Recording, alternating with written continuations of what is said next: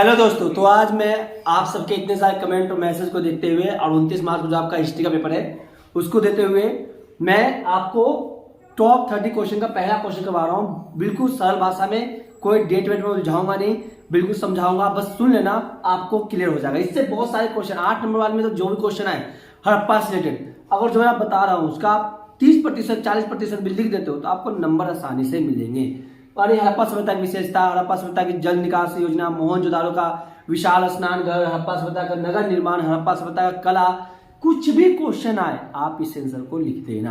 देखिए हम बात करते हैं हड़प्पा सभ्यता की विशेषताएं के बारे में। तो सबसे पहले हमें आना चाहिए बेटा, सबसे पहले आना चाहिए भूमिका बनाना। देखो हड़प्पा सभ्यता में कुछ चीज तो आपको याद होनी चाहिए कि हड़प्पा सभ्यता था क्या। किसी भी क्वेश्चन आप लिख सकते हो, मैं बोल रहा हूँ किसी भी क्वेश्चन में 3 नंबर या 8 नंबर या 5 नंबर जो भी आपका एग्जाम में आता है आप लिख सकते हो। हड़प्पा सभ्यता को सिंधु घाटी सभ्यता के नाम से भी जाना जाता था। यह हमारी सबसे पुरानी सभ्यताओं में से एक सभ्यता थी। इसका जो काल निर्धारण किया गया आपको 2600 से लेकर 1900 ईस्वी पूर्व, 2600 ईस्वी से लेकर 1900 ईस्वी पूर्व तक इसका काल निर्धारण किया गया था। 2600 ईस्वी से 1900 ईस्वी पूर्व तक इसका काल निर्धारण किया गया। उसके अलावा इसकी खोज 1921 से 22 तक, 1921 से 1922 के बीच दयाराम साहनी, ठीक है, राखल दास बनर्जी और किनके नेतृत्व में किया था? सर जॉन मार्शल के नेतृत्व में इन दोनों ने इसकी खोज की थी। हड़प्पा सभ्यता की खोज, जो हड़प्पा सभ्यता का सबसे प्रमुख नगर जिसकी खोज 1922 में हुई, सबसे प्रमुख नगर था मोहनजोदाड़ो। मोहनजोदड़ो हड़प्पा सभ्यता का सबसे प्रमुख नगर था बेटा, जो अभी पाकिस्तान में है। अब बहुत बार मोहनजोदड़ो से भी क्वेश्चन देता था, आपको आंसर घुमा फिरा के वही होगा। तो मोहनजोदड़ो हड़प्पा सभ्यता के सबसे पुराने नगरों में से एक था, जिसको मृतकों का टीला भी कहा जाता था। ठीक है, मोहनजोदड़ो को मृतकों का टीला भी कहा जाता था। अगर हम बात, तो ये तो आपकी भूमिका हुई कि हड़प्पा सभ्यता बहुत पुरानी सभ्यता है, ठीक है, और इसको सिंधु घाटी सभ्यता भी कहते हैं क्योंकि सिंधु नदी के पास में बसा हुआ था। और इसका काल निर्धारण 2600 से लेकर 1900 ईस्वी तक किया गया है। इसकी खोज 1921 से 22 में दयाराम साहनी, राखल दास बनर्जी ने सर जॉन मार्शल के नेतृत्व में किया था। अब देखिए हड़प्पा, ये आप बेसिक होगा, आप किसी क्वेश्चन में आप डाल सकते हो। अब हड़प्पा सभ्यता की बात करते हैं हम कि बात करते हैं हड़प्पा सभ्यता की विशेषताओं के बारे में। तो हड़प्पा सभ्यता की विशेषताओं की बात कर लेते हैं तो पहला हम बात करते हैं लिपि, हड़प्पा सभ्यता की लिपि के बारे में। देखिए पहली बात आती है हड़प्पा सभ्यता की लिपि। लिपि से जो क्वेश्चन आएगा तो कर दीजिएगा। हड़प्पा सभ्यता की जो लिपि थी चित्रात्मक लिपि थी। यह दाईं से बाईं ओर लिखी जाती थी। इसको रहस्यमय लिपि भी कहा जाता है क्योंकि अभी तक बहुत सारी लिपियां जो पढ़ी नहीं गई है। इसके अलावा जो हड़प्पा सभ्यता की लिपि थी बेटा, वो आपके 375 से लेकर लगभग 400 तक ऐसे ही है, इनकी चित्रों की संख्या मिली है। दूसरी बात करते हैं, हम लिपि की बात करते हैं। दूसरा बात हम करते हैं जल निकासी।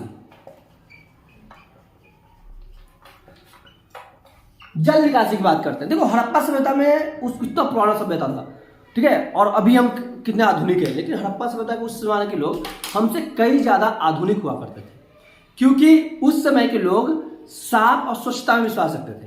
ठीक है, इसलिए वहां का जल निकासी जो था वो काफी अच्छा था। और जल निकासी के अंतर्गत वहां पर नालियां होती थी, पक्की ईंटों की बनाई जाती थी, और साथ साथ जो स्नान घर का जो पानी था, गंदे पानी था, वो आराम से नालियों के जरिए बाहर निकलता आता था। इसके अलावा वहां का जो जल निकासी व्यवस्था था वो काफी अच्छा होने के साथ साथ सुदृढ़ भी था। ठीक है, इसलिए वहां स्वच्छता को ज्यादा प्रमुखता दी गई थी। नालियां पक्की ईंटों की बनाई जाती थी। नालियों को ऊपर से सीमेंट का एक तरह से हम बोल सकते उसको ढका जाता था, जिससे उसको बाहर का कूड़ा कचरा उसमें ना जाए। तो जल निकासी वहां की अच्छा था। फिर हम बात करते हैं विशाल स्नान घर।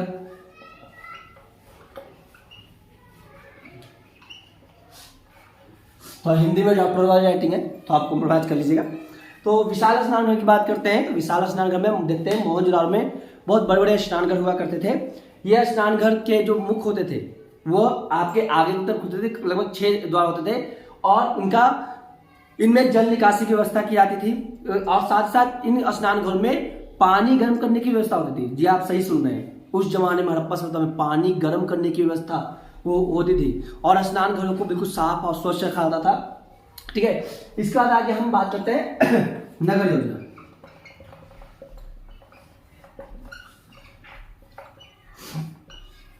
ठीक है, हड़प्पा सभ्यता की नगर योजना की बात कर लें तो यहाँ पर जो अधिकतम मकान मिले हैं वो आपके पक्की ईंटों के बने मिले हैं। ठीक है, इसकी जब खुदाई हुई थी, इसका 162 साल पहले लगभग, जो पाकिस्तान में जब एक खुदाई का काम चल रहा था, तब जाके हड़प्पा सभ्यता मोहनजोदाड़ो में मिला।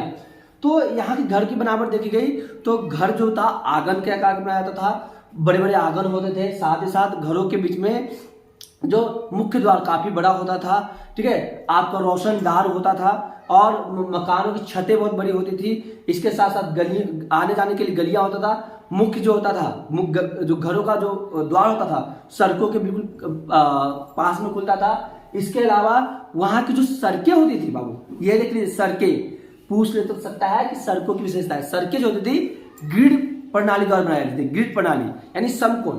ठीक है, हर जगह से जिसको हम कह सकते हैं समझने के लिए चौराहा के जैसा वहां का बनाया जाता था। तो नगर योजना भी कुल मिलाकर काफी ज्यादा अच्छे थे। भवन का रखरखाव, भवन बनाने का तरीका, जल निकासी, साफ स्वच्छता, ठीक है, और उसके साथ साथ नगरों को कैसे देखरेख करना है, भवन का मुख्य द्वार, ये सभी चीजें इसमें देखा जाता था। फिर हम बात करते हैं हड़प्पा सभ्यता की कृषि की। कृषि और व्यापार दोनों को एक ही बोलते हैं, कृषि और व्यापार।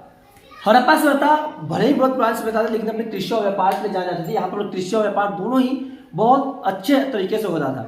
यहाँ पे चावल को छुड़ाकर बाकी मोटे अनाज, गेहूं, मटर, जौ, चना बहुत व्यापक रूप में पाए जाते थे। बहुत साक्ष्य मिले हैं खुदाई के दौरान, चावल यहाँ पे नहीं पाया जाता था। व्यापार के लिए भी हड़प्पा सभ्यता दूसरे देशों से व्यापार करता था, बहुत समृद्ध था। वह अनाज, ठीक है, कपास, इन सब चीजों का व्यापार करता था और बाकी धातुओं का वो आयात करता था। तो कृषि और व्यापार की दृष्टि से भी हड़प्पा सभ्यता काफी फला फुला सभ्यता था। फिर आता है आपका पशुपालन। सॉरी, हड़प्पा सभ्यता में पशुपालन को भी ज्यादा महत्वता दी गई है। यहाँ पर कुबर वाले सांड, सुअर, इसके साथ साथ आपको बैल, ठीक है, बड़े सिंग वाले बैल, ये सब जानवर आपको देखने को मिल जाते हैं। और इन्हीं के जरिए वहाँ पे खेतों में हलों, लकड़ी के हल होते थे, जहाँ पे जिसके जरिए वहाँ पे हमें पशुपालन भी अच्छी तरीके से मिल जाता है। इसके बाद बात करते हैं सामाजिक स्थिति की भी। सामाजिक स्थिति तो देखो, हड़प्पा सभ्यता की सामाजिक स्थिति बिल्कुल अच्छी थी। वहां पे जो समाज था अलग अलग वर्गों में बटा हुआ था। जब खुदाई में साक्ष्य मिले तो हम देख सकते हैं कि हड़प्पा सभ्यता में जो साक्ष्य मिले, जैसे बर्तन, वहाँ का इतिहास अभिलेख, या फिर वहाँ का जो मृदवाहन, ये वहाँ पे जो लिपियाँ, यहाँ पे जो शव या फिर शव का जो बॉडी मिले, यहाँ जितने भी चीज मिले, उनको देख के लगता है कि भाई वहाँ पे भी कास्ट सिस्टम रहा होगा, उच्च वर्ग निम्न वर्ग का रहा होगा। कि जो उच्च वर्ग वाले थे उनके बर्तन जो था अच्छे पत्थरों से होते थे, निम्न वर्ग वाले थे उनके बर्तन कच्ची मिट्टी के बने होते थे। और वैसे ही शवदाह में जो ताबूत बनाया गया था, जो उच्च वर्ग वाले जो लोग था उनके ताबूतों के अंदर कीमती बेशकीमती पत्थर रखे गए थे। और किसी ताबूत के अंदर हमें जानवरों के अवशेष देखने को मिल जाते हैं, महंगे महंगे बर्तन भी देखने को मिल जाते हैं। लेकिन वही गरीब वर्ग के अंदर हमें देखने को मिल जाता है सस्ते और मृदवान बर्तन देखने को मिल जाते हैं। तो सामाजिक स्थिति, समाज अलग भाग बना हुआ था। समाज शिक्षित था बेटा, उस समय समाज पढ़ने वाला था। नाप तौल पद्धति का इस्तेमाल किया जाता था, यानी नाप तौल के जरिए से उस समय हम इस्तेमाल कर सकते थे नापने तोलने का। उसके बाद हम बात करते हैं कला। हड़प्पा सभ्यता के अंदर कला का विशेष योगदान था। खुदाई के दौरान कई सारी मूर्तियां वहां पर देखने को मिली, ठीक है, नृत्य करती एक महिला भी मूर्ति भी देखी गई। साथ साथ चनमुद्रों की बात कर लें या फिर बाकी जगह की बात करें तो वहां पे शंख का निर्माण, चूड़ियों का निर्माण, या फिर बहुत सारे ऐसे मूर्तियों का हमें अवशेष मिला है शिव का या पशुपति का, जिससे मुझे पता चलता है कि उस समय कला की महत्वता काफी ज्यादा अच्छी थी। यानी हम कला के रूप में भी हड़प्पा सभ्यता बहुत डेवलप्ड था, हम उसको अनदेखा नहीं कर सकते हैं।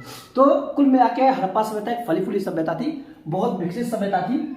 अगर आपका इस चैप्टर से इतना आ रहा है तो आप इस चैप्टर में पूरा कर सकते हो। साथ साथ मैं इस चैप्टर को आज खत्म कर दे रहा हूँ एक ही क्वेश्चन में। अब इसके आते हैं हड़प्पा सभ्यता जब इतनी अच्छी सभ्यता थी, ठीक है, तो इसके अंत का कारण क्या था। इसको मैं खत्म कर दे रहा हूँ इस वीडियो में। देखिए, हड़प्पा सभ्यता इतनी अच्छी सभ्यता थी तो इसके अंत का कारण क्या था बेटा, जब भी कुछ भी कॉमन पॉइंट आप लिख सकते हो किसी भी सभ्यता का। पहला तो कहा था मौसम, मौसम का बिगड़ना, मौसम अचानक से अनुकूल हो गया, कृषि प्रतिकूल हो गया, कृषि ये सब खराब हो गई, इसकी वजह से हड़प्पा सभ्यता खत्म होने लगा। दूसरा जंगलों में आग लगना, जंगलों में प्राकृतिक कुछ मानवीय कारणों की वजह से आग लग गई, जिसकी वजह से हड़प्पा सभ्यता विनाश की तरफ चलता गया। आप लगातार दुश्मनों का आक्रमण, जो पड़ोसी देश थे उनका आक्रमण हुआ, और सबसे बड़ी बात हड़प्पा सभ्यता के विनाश का था वो था सिंधु नदी, जो उसकी सबसे बड़ी ताकत थी वही उसकी सबसे बड़ी कमजोरी बन गई। और कहा जाता है बाढ़ और अकाल के आने की वजह से भी हड़प्पा सभ्यता का अंत हो गया। तो कोई क्वेश्चन पूछ लेता है हड़प्पा सभ्यता का पतन काल बताओ, तो आप कर सकते हो। और इससे रिलेटेड आपका ग्रेट परिचय हो गया, शब्दावली हो गया, और कुल मिलाकर यही सब आपका हड़प्पा नगर में, इनमें से आपका एक क्वेश्चन आपका बन जाएगा।